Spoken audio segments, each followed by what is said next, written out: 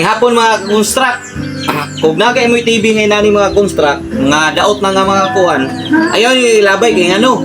Dako pa kayo ni gamit, tanawa, pakitaon ta mo, unsay gamit ani niya.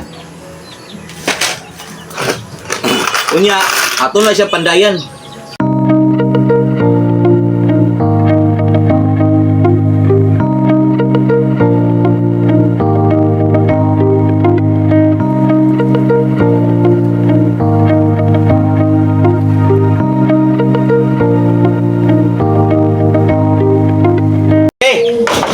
Dara na mga construct, ato ipakita. Dara yung plaster mga construct, oh. Okay. Oh. Ibay kayo. Oh. Sa inyong TV na nakabuhat mo lamisa. O dara mga idol. Okay. Nana ko lamisa. Oh, para sa kumbangko ba. Okay. Plaster na kayo sa mga idol. Oh.